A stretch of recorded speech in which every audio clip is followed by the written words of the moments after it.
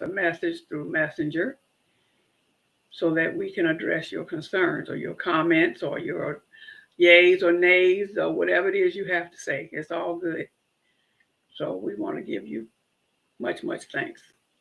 Well, And we're our my co-host, Coach Garrison, will continue on with the process. He's going to ask some questions that I don't have memorized. I'm hoping that I can address them accordingly to the best of my ability.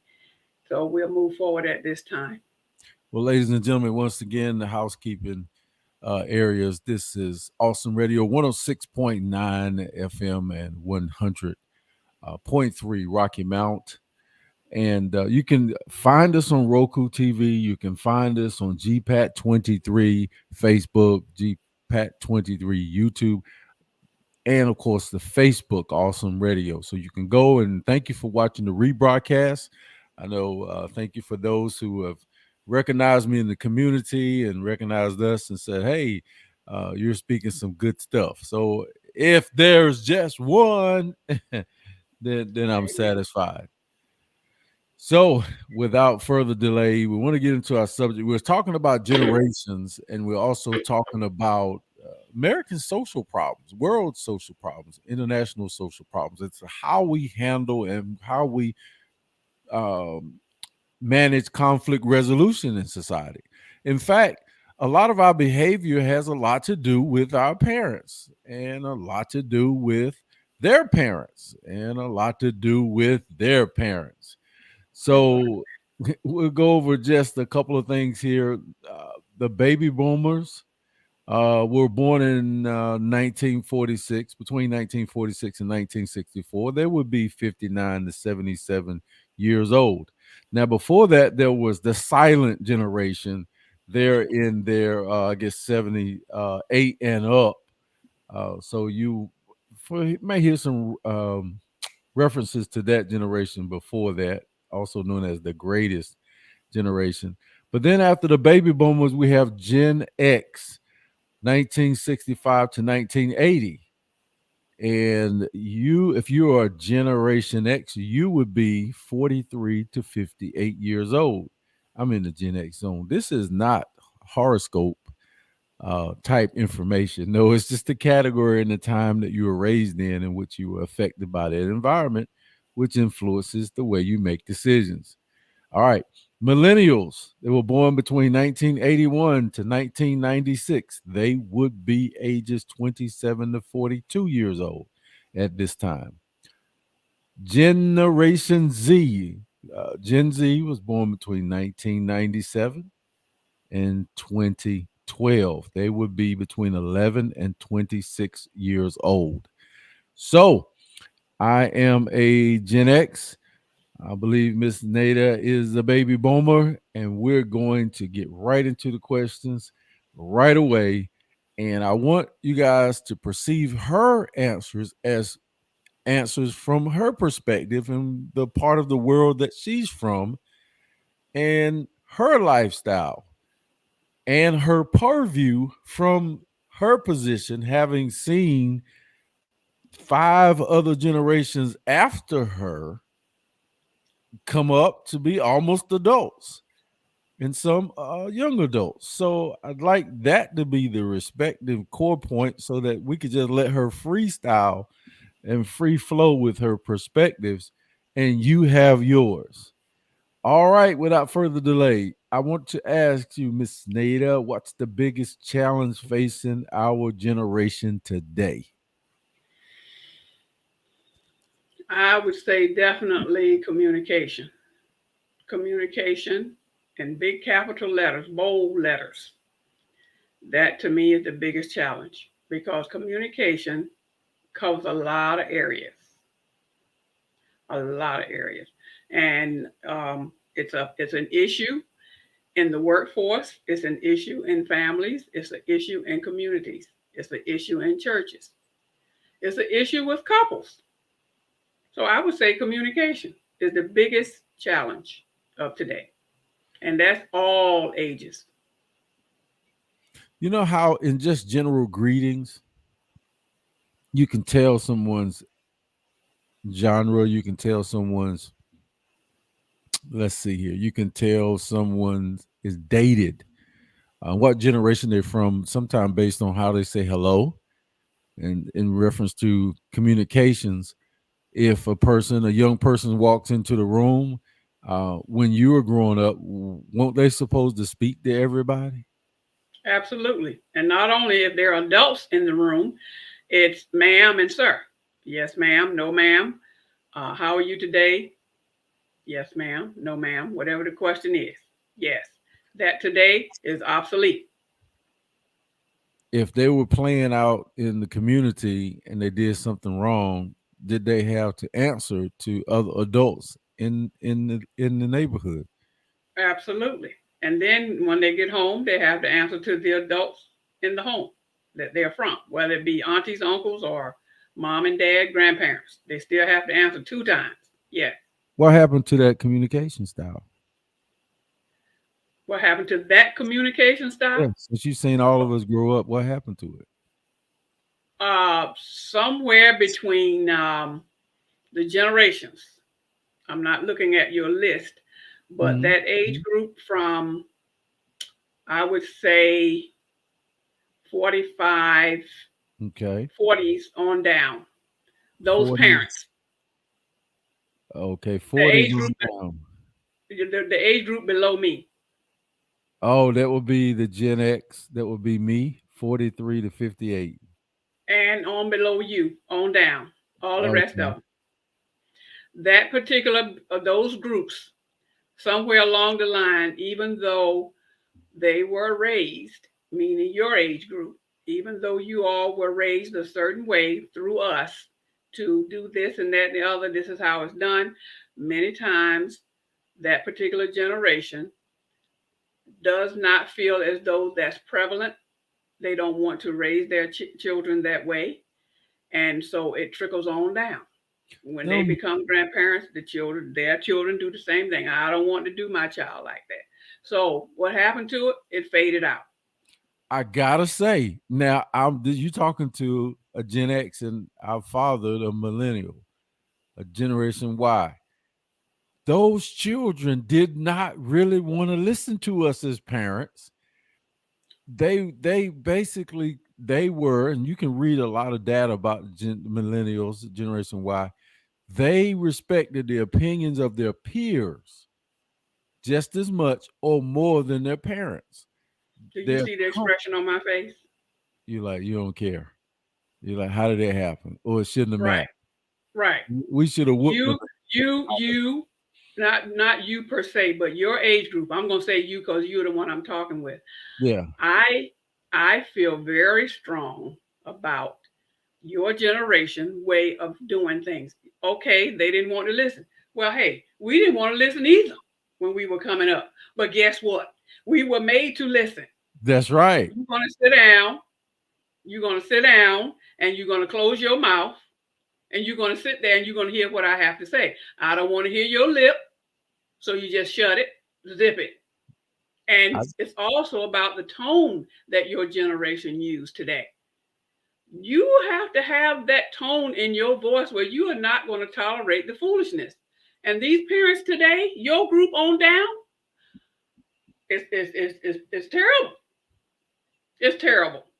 And that's how come the children are the way they are today because you all are too soft and you don't want to put your foot down and let it stay down. I can't Not believe all of you you, said that about us. How dare not you? all of you, not all of you, but most of you.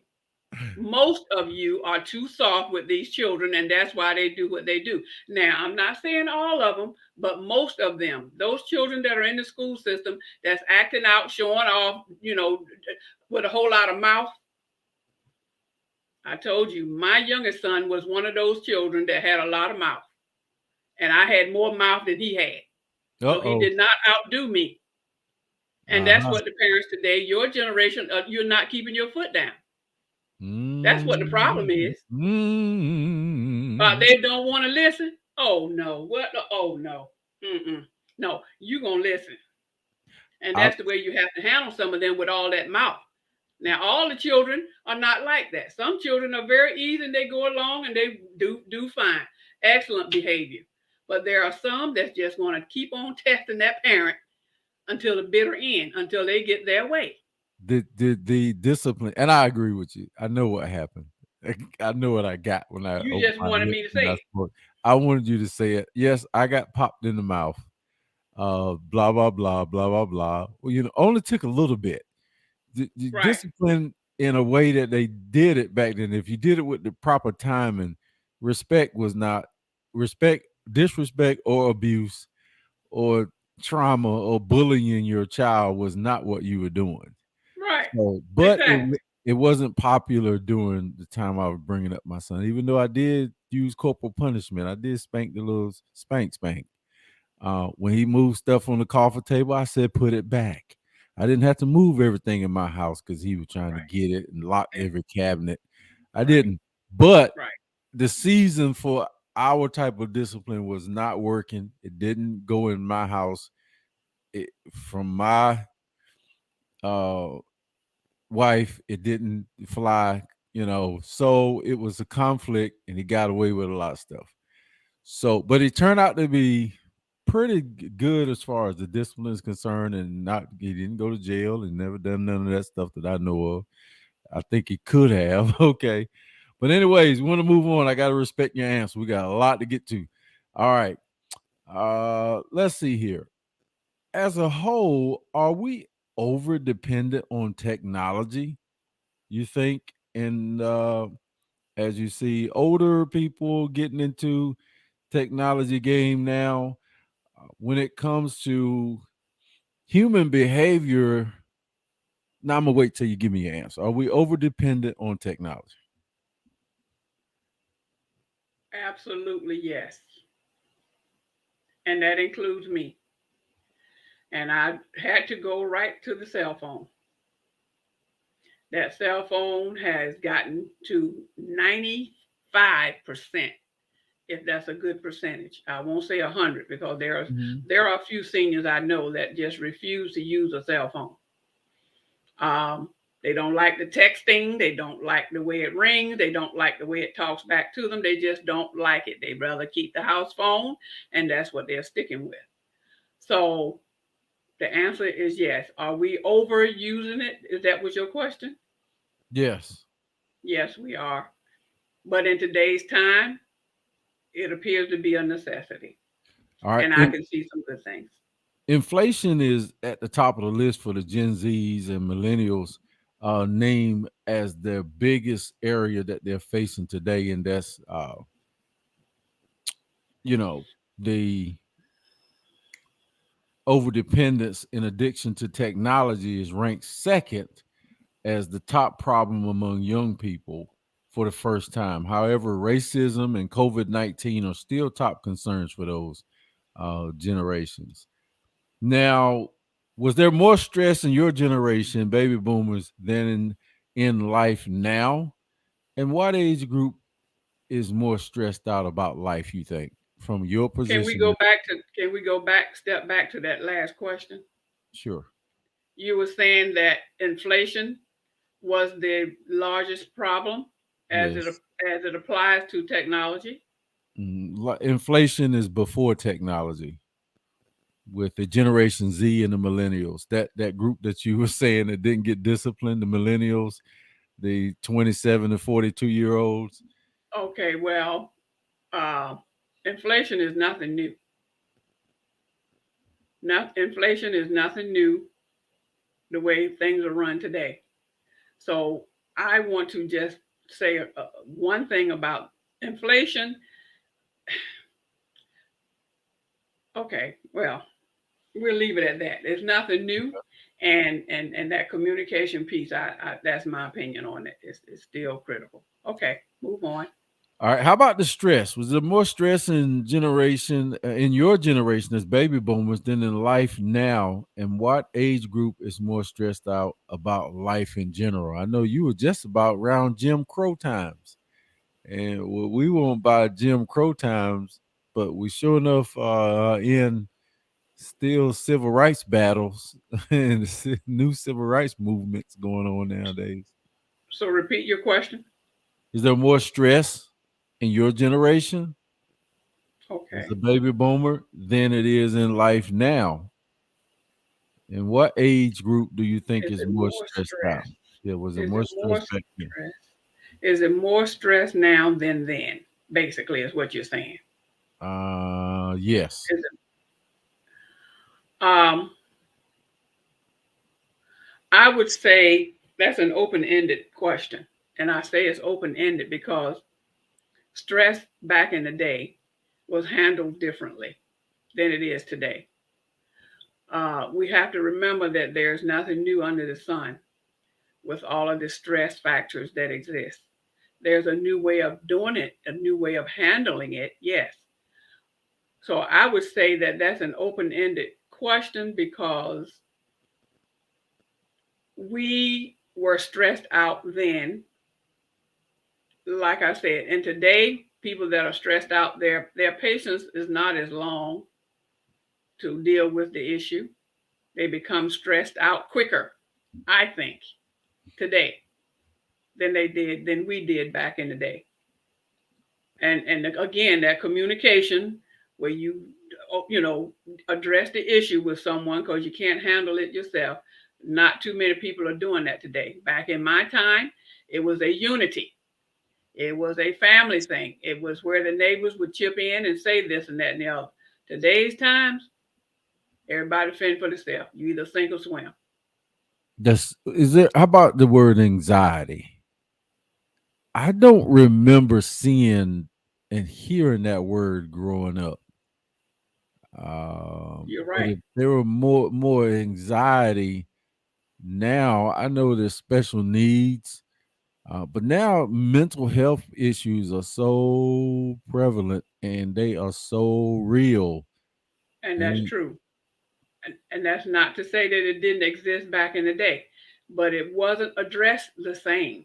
Again, mental health issues, depending on the magnitude of the issue, can be addressed if the family or the loved ones, whomever is in the circle of the individual, will pull together to help them quicker.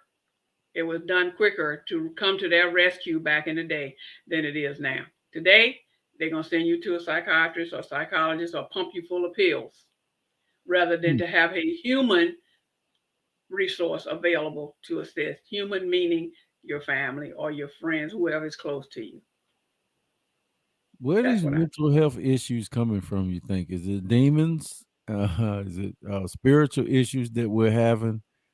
Or and it's being passed on and manifesting itself physically. I know some people say there's no such thing as depression. So obviously, if there's no such thing as depression, then there's possession, there's physical ailment. You're just sick.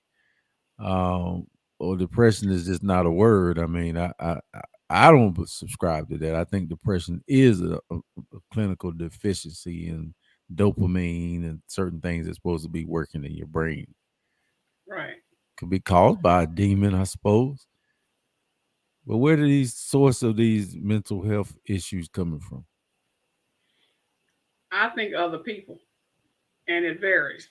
Case in point, I was just speaking with someone today about a neighbor of mine Hmm. um, back years ago.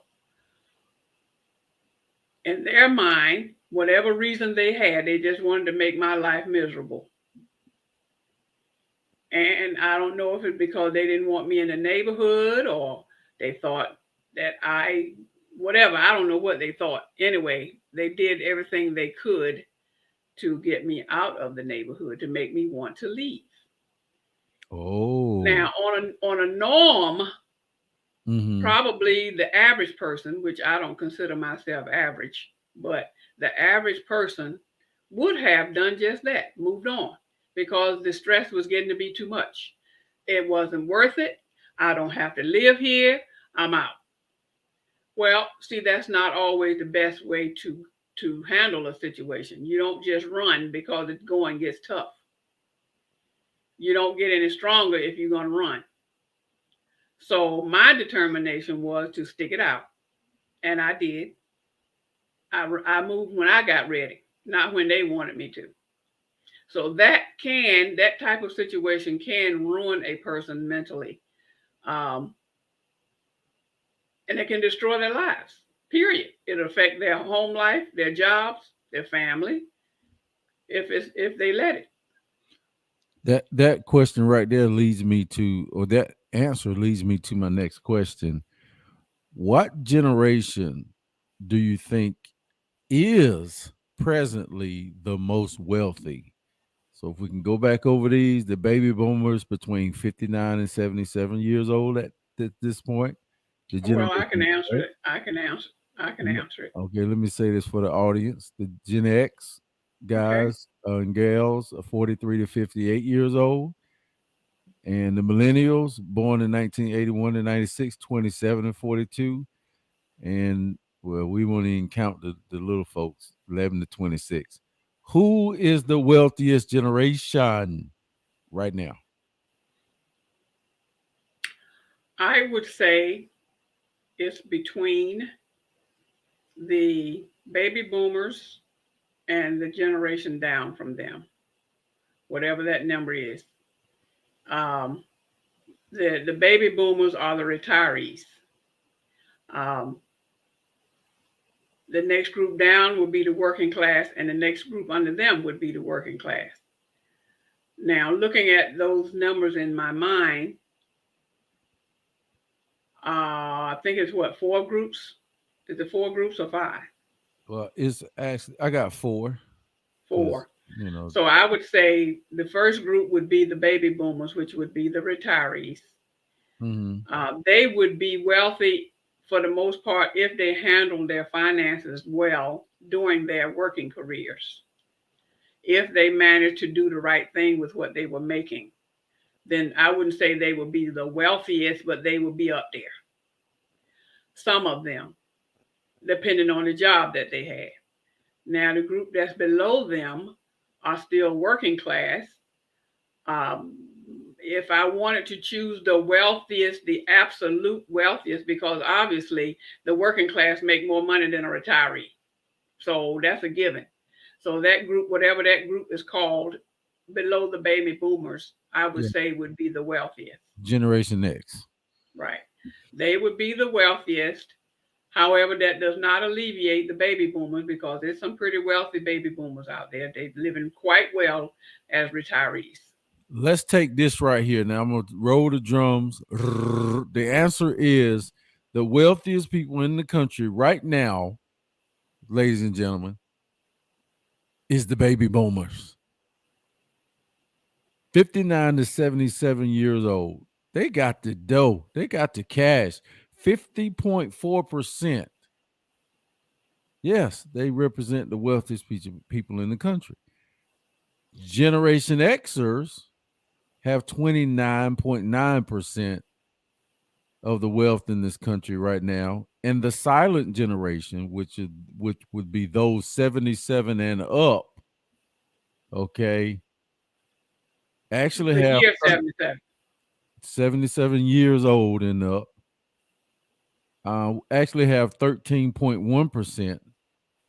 And millennials, the ones with all the mouth, the ones with the cell phones and Google and everything, they're coming in. Yeah, I said it. They're coming in at just 6.6% of the wealth. Okay. But you guys got some fat bank accounts. What's going on now? Again, it depends on uh, the career that they had prior to. Now, not all baby boomers are doing well.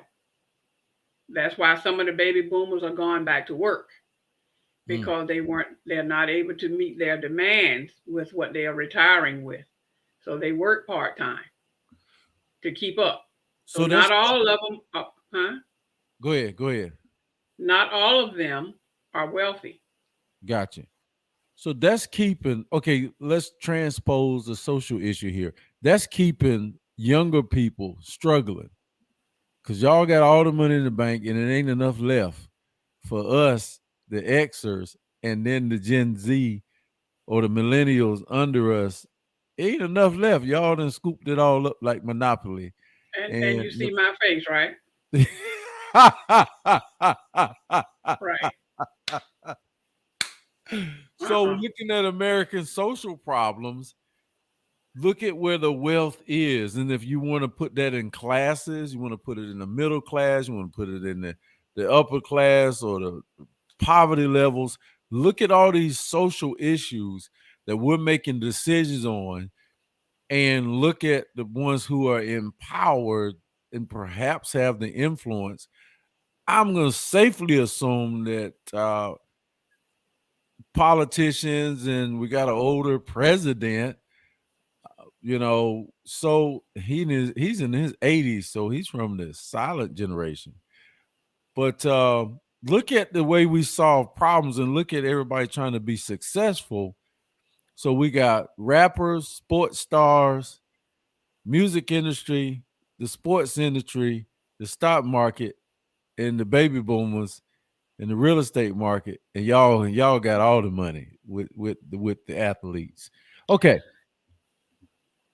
you took a deep breath. What were you about to say? By the time you become with the baby boomers, by the time you become retirees, unlike when we were younger, the generation, whatever that is under us, those guys are still striving. They're still heavy in debt. By the time we retired, we getting as little debt as possible. Not that we're making a whole lot of money. It's just that we don't have to spend as much because we don't have the debt. And that's what you do after a certain age. You reach a certain age, you want to get out of debt.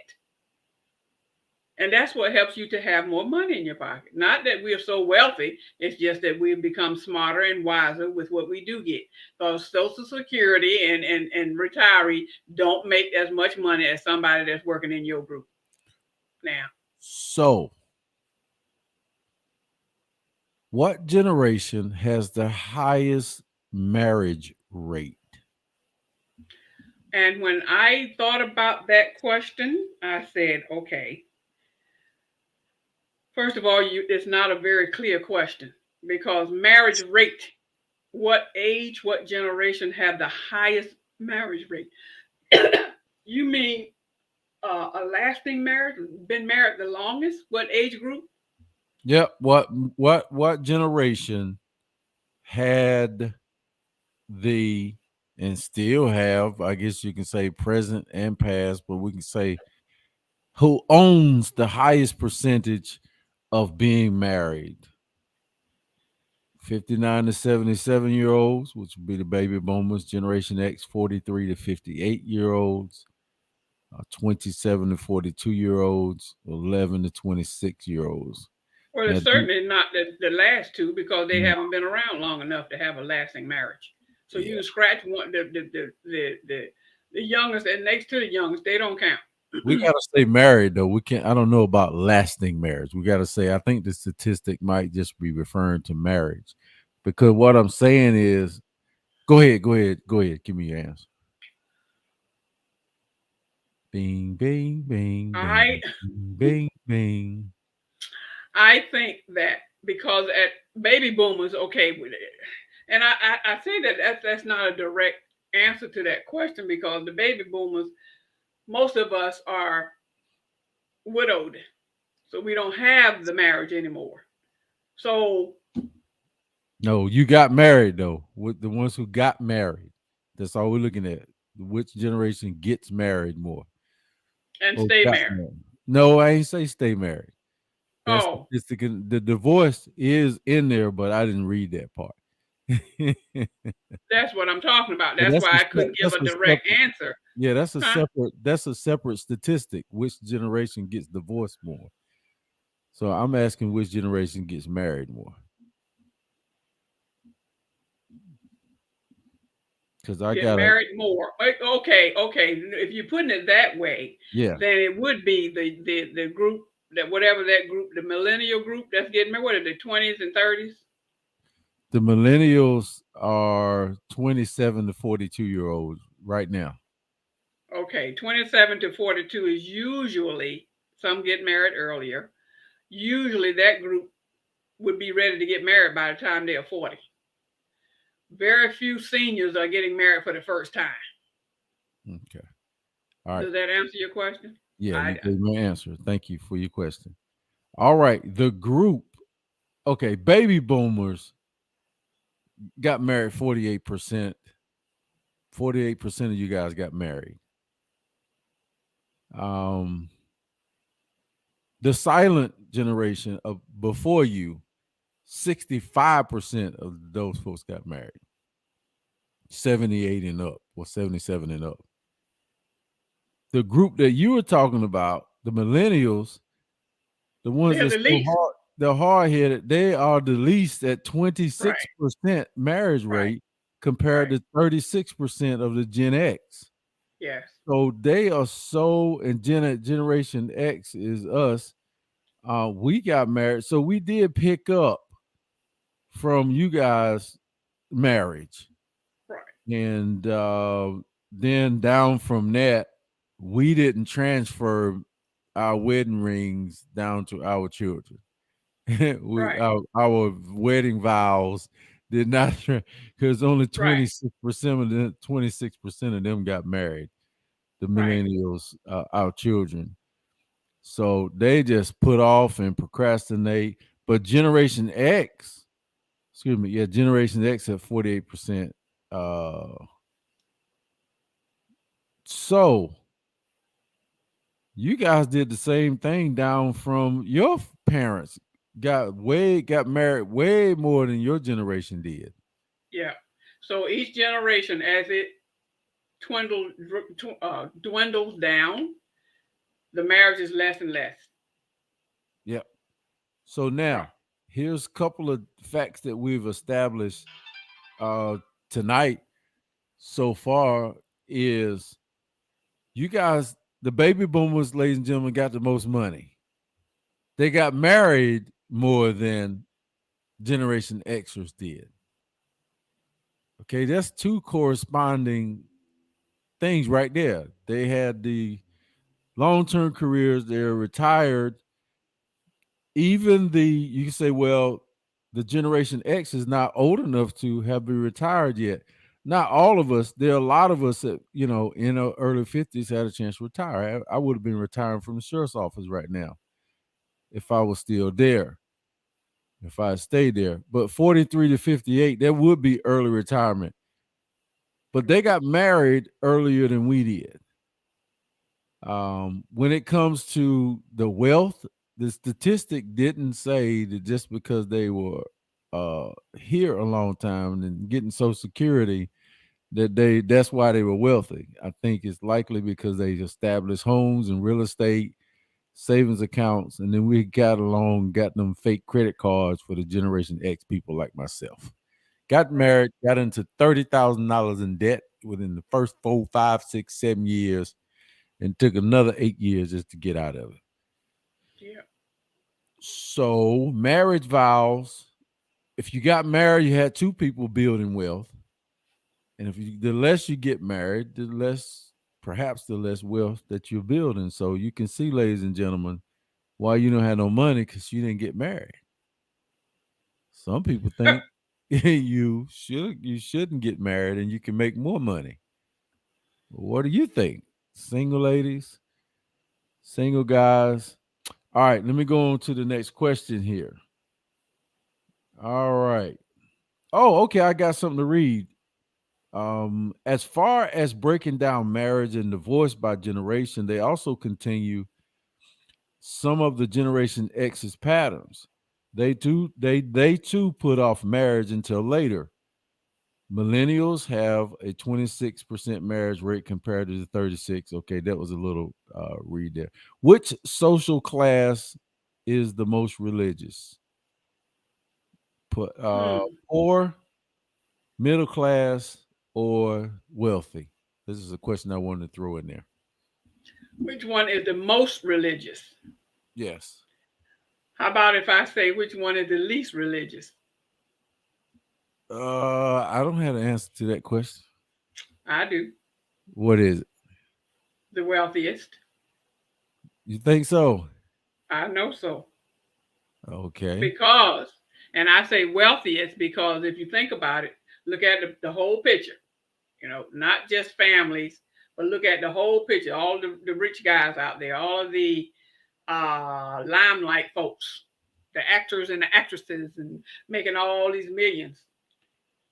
Now, we don't know their personal life, but I just happen to know a couple, two, three families that are pretty well off, and they have very little to do with churches. So I would say the group that is most into the churches, I think that was your question, Mhm. would be the some of the baby boomers, many of the baby boomers, many of them, because I'm among them, The social class. and huh, The social class. right, and the Mm. group below us. Now going on down to the first two groups, the younger crowd. I don't think they're into it that much because many of them give me the impression that they don't believe it. Uh-huh. I got the So, data on that. We had to hit it another time though. But I do have the answer to the question. The middle class is the most praise the Lord group. So okay. they might have been on the come up from the being lower class and recognize the way that they made it. Now you're talking the 50 and 60-year olds. Nope, just the Oh, class of people that's more religious. Just oh, looking the at ones that's not rich. Yep, either you They're rich. not rich. They're not rich and they're not poor either. So they That's kind right. of in the middle. That's the middle class. Right. In places like Florida, they don't have a middle class. In a lot of parts of the country, they don't. You see a mansion on one corner and a shack on the next corner. It's just night and day. But here in North Carolina, you can see people all throughout the financial spectrum. We Right. got 10 minutes left. Shucks. All right. I'm gonna move pretty quick here. You're gonna have to pick up these questions pretty quick. Da da da. Okay, what's the hardest working generation? You know this out here right now. Now this one might surprise you. The hardest working generation you got you got the Gen Zers that are 11 to 26 years old. You got the millennials 27 to 42. You got the Generation X 43 to 58. And you got the baby boomers 59 to 77. What's the hardest working group out there as far as in today's grind? time, Yes. in today's time since COVID, Yes. it's different than it was before COVID. I put it Okay. that way. Uh-huh. Um, the hardest working group. Yep. 11 to 26-year-olds, 27 to 42-year-olds, 43 to 58-year-olds, 59 to 77-year-olds. I'm going to go out on a limb here and say the younger group. Which one? Well, 11-year-old is too young to work, so I'm going to say Yeah. that 20, that in high school, like 17, 18. You have got it. It is the Generation Z. People Yeah, ages 16 to 25, commonly known as Generation Z, consider themselves the hardest working generation yet and won't tolerate it being forced to work when they don't want to, according to a new study. Now, they want right. to go when they want to go, but they are putting in hours. So I guess they might be running the food industry right now, a Yeah, lot of remedial jobs and things of that nature. What generation does not want to work? What generation does not want to work at all? that would be the probably the group above them. those Ah. those those 30 Millennials. year olds, late 20s and 30s, Uh, especially in the 30s, and I would think especially in the 30s. That again, I'm going out on a limb. yeah. Uh, I'm going to say that 30ish, Go late back to 20s, this. 30s, huh? Go ahead. Go ahead. Late 20s, 30s, maybe a 40-year-old, but Mhm. those 30-year olds, man, not no. I would say they are the least likely to want to work. this came from two separate studies. Okay, the other group says the Gen Z, the same ones that is the hardest working, a large percentage of them has a keen eye on work-life balance. In a recent study sampling 35,000 workers across 34 markets, found that almost 2 in 4 Gen Z individuals would prefer to be unemployed over being stuck in a job that they don't like. So the Generation Z is the hardest working when they are working, and they are the ones who don't want to work when they don't feel that the job fits. So they're the ones that convincing them to go to work is the hardest challenge for the adult. Yeah. But once they get started, then they're on a roll. Okay, I can Yeah. live with that. Let's see here. What is the attitudes of the baby boomers? Could you describe your baby boomers? Are y'all ambitious? Blah, blah, blah, blah, blah, blah.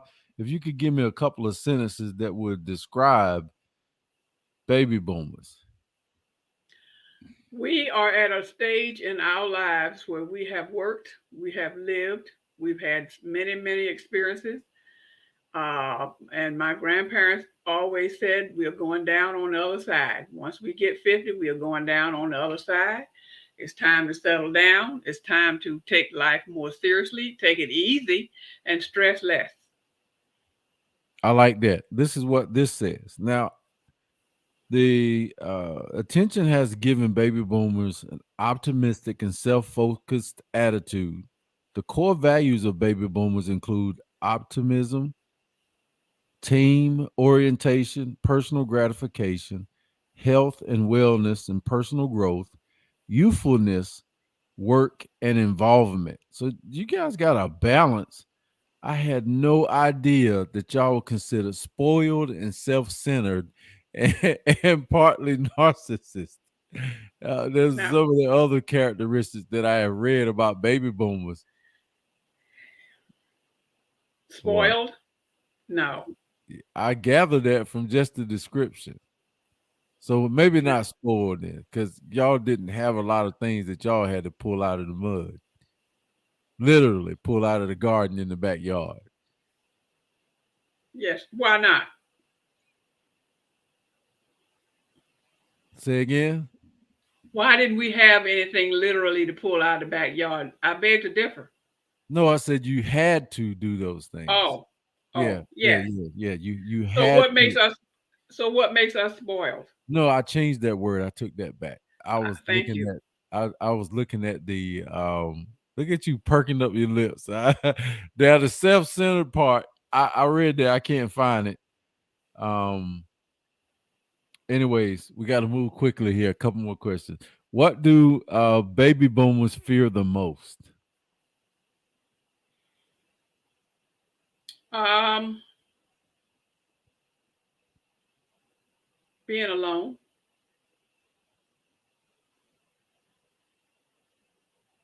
Okay. We have the top fear is the fear of losing their financial independence, running out of money, unexpected healthcare costs, losing their financial independence, and worst of all, most baby boomers believe it's too late to reverse their fortunes. Oh, Yeah. So you guys have had and displayed a strong work ethic. Um, you have, and also also you definitely have influenced all of the generations that have come after you, and I'm proud of you guys for that, and I'm proud of you for continuing to do it, such as coming to Awesome Radio to do this show. And it's really motivating when you ask me to be a part of the show. I was like, okay, do I want to be up at midnight every Wednesday for a show? And I'm like, I don't know how I'm gonna feel about it. And so the show to me has grown, the content has grown, and thank you for helping me do this little series. You answered the questions well. You did. amen. To God be the glory. Amen. Three So 18 we, minutes. It's yours. huh? I said 3 minutes and 18 seconds left. Okay. Well, folks, I believe all of the questions was answered that was intended to be answered during this session. And very valid questions, uh, interesting answers. I learned a couple of things myself, and I hope you all did out there. Um, Information that can help us to all of us really, even though some of us are retired, there's still always room for growth, especially for the younger crowd to latch on to all the information you can get as you pursue your careers and live your lives out, especially with the finances and your jobs and what have you. You want to get something that's stable so that you can have a comfortable life. So those are my words. Those are my encouraging words to you as we end this session tonight, to think about some things. And parents, those of you who are listening, it is in your best interest. I know you want the best for your child. We all do. So we have to take the role and take the responsibility to teach them as much as we can. And if you don't know, you might not know, parent, because you weren't told. So then you have to go and find someone that can tell you some things so that you can share it with your child. Bring back that Those, switch. huh? Bring back that switch and that belt, or no? No, Okay. no. That's not necessary at this point, sir. Because what we're doing now is trying, once we get the child's attention, we want to keep the child's attention. We don't want to scare him or her. We want them to understand. So we have to be a little more patient. There is no discipline necessary at this point during this time as we are trying to train them and show them and give them examples of different things. That's what's critical. And so, Lord, I'm going to ask our leader tonight to do what he do well. And I believe we got a minute left. If he can say a prayer for us, close us out, and we look forward to hearing from you all in next week, next Wednesday. All right. Well, Dillo, we so grateful we had the opportunity to come before you with these thoughts in our minds, and perhaps a lot of them are not residing in our heart, but just in our minds, and we just wanted to bring them to the table. But in certain things in our household and in our children's lives and in our parents' lives, we want to take them to you in prayer and get more consultation and get more confirmation through our leaders, our pastors, our teachers, preachers, deacons. We need help. Our mind is stuck in another time frame and we need help. So, dear Lord, we ask that you lead and guide us through impartation, through meditation, through studying the word. Thank you. And we'll see you guys. Amen. Next week. Christian inspiration for the family and ministry teaching for practical Christian living. Awesome Radio.